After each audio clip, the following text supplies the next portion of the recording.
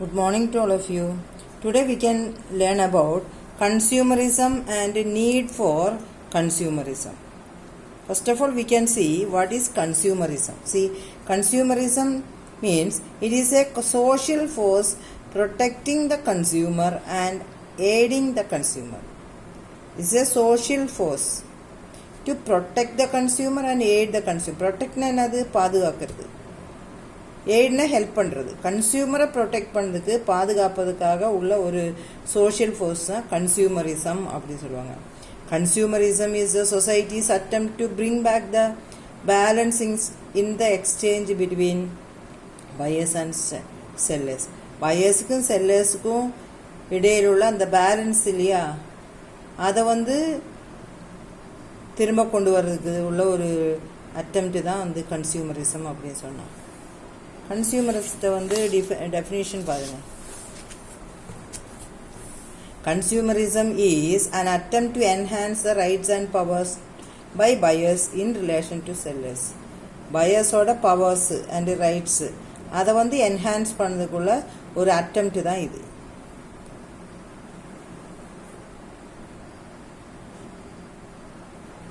இப்போ significance of consumerism. கன்சியூமரத்தோட importance என்ன, சிக்னிஃபிகன்ஸ் என்ன, ரெண்டும் ஒன்று தான். Significance and importance. The importance of consumerism lies in, first பாருங்க, அவேக்கனிங் அண்ட் யுனைட்டிங் கன்சியூமர்ஸ். கன்சியூமர்ஸை அவேக் பண்ணுறது, அதாவது கன்சியூமர்ஸ்க்கு தெரியாததெல்லாம் சொல்லி கொடுத்து யுனைட்டிங், அவங்களெல்லாம் ஒன்றா நிற்க வைக்கிறது. தென் டிஸ்கரேஜிங் அன்ஃபேர் ட்ரேடு ப்ராக்டிசஸ், அதாவது மார்க்கெட்டில் உள்ள அன்ஃபேர் ட்ரேடு ப்ராக்டிசஸை டிஸ்கரேஜ் பண்ணுறது, அதாவது கஸ்டமர்ஸை எக்ஸ்ப்ளோயிட் பண்ணுறது, அது அன்ஃபேர் ப்ராக்டிஸு.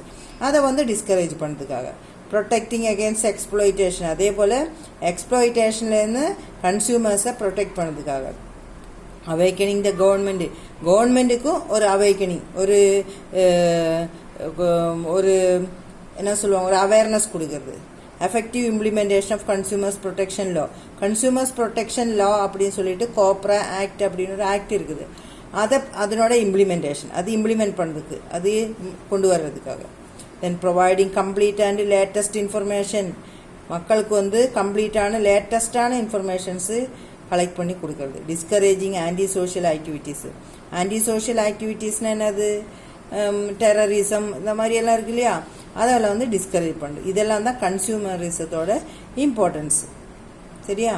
அப்போ மொத்தம் 7 importance of consumerism. First one, awakening and uniting consumers, discouraging unfair trade practices, protecting against exploitation, awakening the government, effective implementation of consumer protection law, providing complete and latest information, discouraging anti-social activities. இதெல்லாம் தான் கன்சியூமரிசத்தோட importance. இப்போ நாம் படிக்க போகிறது கன்சியூமரிசத்தோட evolution என்ன, அது எங்கேருந்து வந்துச்சு அப்படின்னு சொல்லிட்டு. அதாவது கன்சியூமரிசம் அப்படின்றது, consumer movement is an outcome of sufferings and exploitation of consumers. பழைய காலத்துலேருந்து பார்த்தோம்னா அந்த பிஸ்னஸில் ரொம்ப பாதிக்கப்படுறவங்க கன்சியூமர்ஸ் தான்.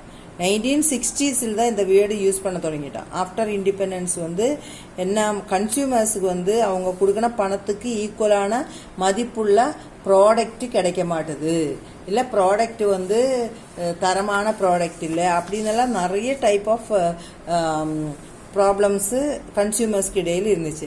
அப்போ அது எல்லாத்தையும் எப்படி அவங்கள அவாய்ட் பண்ணி, அதாவது இந்த கன்சியூமர்ஸை பாதிக்கப்படாத விதத்தில் கன்சியூமர்ஸ்க்கு பே பண்ண அமௌண்ட்டுக்கு ஈக்குவலான யூட்டிலிட்டி கிடைக்கணும், அதுக்கு என்ன செய்யலாம் அப்படின்னு சொல்லிட்டு அந்த காலத்தில் ஒரு கன்சியூமர் ப்ரொடெக்ஷன் லா அப்படின்னு சொல்லிட்டு யுனைடெட் நேஷன்ஸ் ஜென்ரல் அசம்பிளியில் ஒரு அசம்பிளி கூட்டினாங்க. அந்த ஃபோட்டோ தான் இங்கே கொடுத்துருக்காங்க. அந்த அசம்பிளியில் எப்படி கன்சியூமர்ஸை நம்ம ப்ரொடெக்ட் பண்ண முடியும் அப்படி இதை பற்றி சிந்தனை பண்ணாங்க. அப்படி தான் இந்த கன்சியூமர் ப்ரொடெக்ஷன் அப்படின்னு அதாவது கன்சியூமர் ப்ரொடெக்ஷன் அப்படின்னு சொல்லும்போது 2 வேர்டு ரொம்ப முக்கியம். கவீட் எம்டர் அப்படின்னு சொல்லுவாங்க பாருங்க. கவீட் எம்டர், அதாவது let the buyer beware. Buyer ரொம்ப ஜாக்கிரதையாக இருக்கணும். கவீட் எம்டர் அப்படின்னா லெட் த பையர் பிவேர்னு சொல்லுவாங்க. அதே மாதிரி இன்னொரு வேர்டு கவீட் வெண்டிட்டர். வெண்டிட்டர்னா வெண்டர்னா செல்லர், வெண்டிட்டர்னா செல்லர். அப்போ கவீட் வெண்டிட்டர்னா லெட் த செல்லர் பிவேர்னு சொல்லுவாங்க. அதான் இதுக்கு ரெண்டு இது very important question for examination. What is caveat emptor, what is caveat venditor அப்படின்னு சொல்லிட்டு ரெண்டுமே கேட்பாங்க. Caveat emptor means let the buyer beware. வாங்கினவங்க யார் பொருள் வாங்குறாங்களோ அவங்க வந்து பிவேயர் ஜாக்கிரதையாக வாங்கணும் அப்படின்னு அர்த்தம். லெட் த செல்லர் பிவேர்னா விற்கணவங்க ஜாக்கிரதையாக விற்கணும் அப்படின்னு அர்த்தம். சரிங்களா? இந்த ரெண்டு வேர்டும் தான். அப்போ தான் அந்த கன்சியூமர் ப்ரொடெக்ஷனை பற்றி வரும்போது கன்சியூமர் பக்கத்துலேருந்தும் ஒரு இம்பார்ட்டன்ஸ் கொடுக்கணும், அதாவது வாங்கினவங்க பையர். அப்புறம் செல்லர் விற்கிறவங்க பக்கத்துலேருந்து ஒரு இம்பார்ட்டன்ஸ் கொடுக்கணும் அப்படின்னு. அதாவது எப்போ வந்து the king in a free market வந்து கன்சியூமர் தான். Consumer is the king in a free market. ஒரு ஃப்ரீ மார்க்கெட்டில் வந்து கன்சியூமர் தான் கிங்கு. சரியா? அவர் நினைக்கிறது தான் வாங்கலாம், விற்கிறது வாங்கணும்னு அவசியம் கிடையாது. கன்சியூமரை திங்க் பண்ணுவாங்க, எனக்கு இது வேணும் இது வேண்டாம் அப்படின்னு. அதாவது அவரோட இஷ்டம்தான் வாங்குறதும் வாங்காததும் அவரோட இஷ்டம்தான். அப்போ தான் வந்து நம்ம வந்து கன்சியூமர் ப்ரொடெக்ஷன்னு ஒரு இம்பார்ட்டன்ஸ் இருக்குதே அப்படின்னு சொல்லிட்டு அதுக்குன்னு தெர் ஆர் 3 parties இன்வால்வ்டு. இந்த கன்சியூமர் ப்ரொடெக்ஷனில் 3 பார்ட்டி இன்வால்வ் ஆகும். அதாவது role of business, role of government, role of consumer. 3 பேர் இருக்காங்க. பிஸ்னஸ் மேனோட ரோலு, கவர்மெண்டோட ரோலு, கன்சியூமர் வாங்கினவங்களோட ரோலு. இந்த 3 பேரும் ஒரே பாருங்க ஒரு சக்கரத்தில் 3மே சுற்றிட்டு இருப்பாங்க. பிஸ்னஸ் டிரான்சாக்ஷனோட அந்த ஸ்பேரில் வந்து கவர்மெண்ட்டும் கன்சியூமரும் பிஸ்னஸ் 3 பேரும் சேர்ந்தது தான் அப்படின்னு சொல்கிறாங்க. பிஸ்னஸோட ரோல் என்ன, அதே போல் கன்சியூமரோட ரோல் என்ன, கவர்மெண்டோட ரோல் என்ன பாருங்கள். First role of business in consumer ப்ரொடெக்ஷனில் பிஸ்னஸோட ரோல் என்ன. Business enterprises should do the following towards protecting consumer protect பண்ணதுக்காக பிஸ்னஸ் மேன் இதெல்லாம் பண்ணணுமா. இது அவாய்டன்ஸ் ஆஃப் ப்ரைஸ் ஹைக்கு, அதாவது ப்ரைஸ் இன்க்ரீஸ் ஆகல, ஹைக்குன்னா இன்க்ரீஸ் பண்ணுறது, அதை அவாய்ட் பண்ணணும். அவாய்டன்ஸ் ஆஃப் ஹோர்டிங்னா வந்து சொல்லுங்க என்ன சொல்லுவாங்கன்னா, அதாவது ஒரு பொருள் இல்லை அப்படின்னு பிளாக் மார்க்கெட்டிங் அப்படின்னு சொல்லுவாங்க. அதாவது வந்து மார்க்கெட்டில் பொருள் இல்லை அப்படின்றது கொண்டு வந்துடுவாங்க. அதாவது ஹோர்டிங், விற்காம மறைச்சி வைக்கிறது, அது மாதிரி இருக்குது. அது அவாய்ட் பண்ணதுக்காக. அது எதுக்காகனா எப்பவும் ப்ரைஸ் இன்க்ரீஸ் பண்ணதுக்காக தான். அது பாருங்கள், கேரண்டி ஃபார் குட் குவாலிட்டி, நல்ல குவாலிட்டி ப்ராடக்ட் வந்து கேரண்டி பண்ணணும். அப்புறம் ப்ராடக்ட் இன்ஃபர்மேஷன், ப்ராடக்டை பற்றி கிளியரான இன்ஃபர்மேஷன் அந்த ப்ராடக்டோட வெளியில் எழுதியிருக்கணும். எந்த ஒரு ப்ராடக்ட் வாங்கினாலும் நீங்கள் பார்த்துருப்பீங்க, ப்ராடக்டோட வெளியில் வந்து ப்ராடக்டை பற்றி கிளியரான இன்ஃபர்மேஷன் கொடுக்கணும். அடுத்து பாருங்கள், ட்ரூத் இன் அட்வர்டைஸிங்.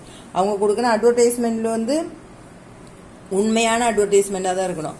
நிறைய பேர் சொல்லுவாங்க, இப்போ அந்த ஸ்கின் ஒயிட்னிங் சொல்யூஷன் எல்லாம் கொடுத்துட்டு வந்து ஒரே நாள்லேயே ஒயிட் ஆகிடும் அப்படின்லாம் சொல்லுவாங்க இல்லை, அதெல்லாம் தப்பு இல்லையா? அது மாதிரி ட்ரூத்து அட்வர்டைஸ்மெண்ட்டில் ட்ரூத் இருக்கணும், உண்மை இருக்கணும். ப்ரொடெக்ஷன் ஃப்ரம் த ஹசார்டு, அதாவது வந்து business enterprise should not market which is potentially hazardous and harmful.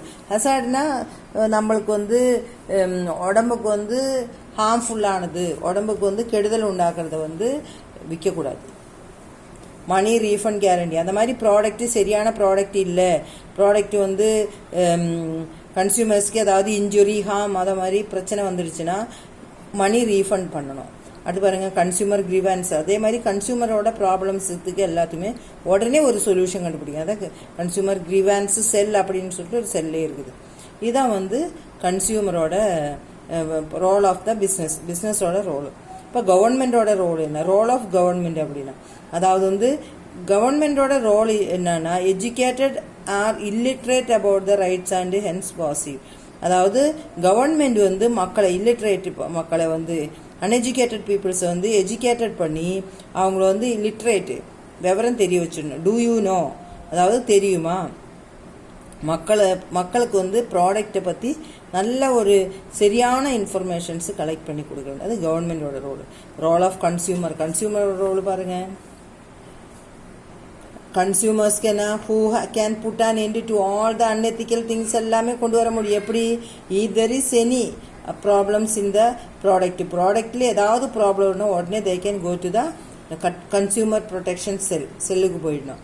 அதாவது உடனே கன்சியூமர் ப்ரொடெக்ஷன் செல்லுக்கு வந்து நம்ம இன்ஃபார்ம் பண்ணிடணும், ப்ராடக்ட் சரியான ப்ராடக்ட் இல்லை, இந்த ப்ராடக்டால் அலர்ஜி உருவாகுது, சைடு எஃபெக்ட் உருவாகுது அப்படின்னா உடனே நம்ம வந்து கன்சியூமர் ப்ரொடெக்ஷன் செல் அப்படின்னு ஒரு செல் இருக்குது, அங்கே வந்து நம்ம இன்ஃபார்ம் பண்ணிட்டாங்கன்னா உடனே வந்து அவங்க வந்து என்ன பண்ணுவாங்க, அதுக்கு உண்டான கரெக்டிவ் ஸ்டெப்ஸ் எடுப்பாங்க. இதுதான் 3 பேரோட role of the business, role of government, role of கன்சியூமர்ஸ்ட்டு 3 டைப். ஓகேங்களா?